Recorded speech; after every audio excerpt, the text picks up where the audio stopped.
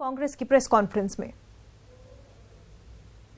में आप चुनी हुई सरकार को संविधान के विरोध में गिराकर 18 लोगों को मंत्री पद और बोर्ड कॉरपोरेशन देकर संविधान की धज्जियां इस प्रकार से उड़ाएंगे।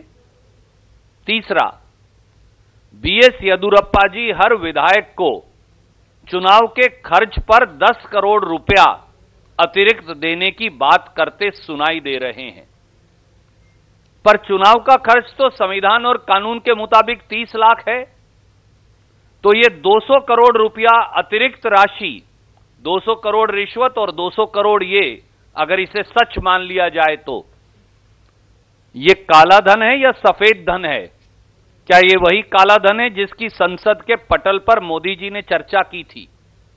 तो क्या यह भी साफ है कि भाजपा 10-10 करोड़ रुपया खर्च कर कानून और संविधान की धज्जियां उड़ाकर लोगों को प्रलोभन देकर वोट खरीदकर धनबल और बाहुबल और सत्ता बल का प्रयोग कर चुनाव के अंदर जाती है? क्या इससे यह साबित नहीं हो जाता मोदी जी?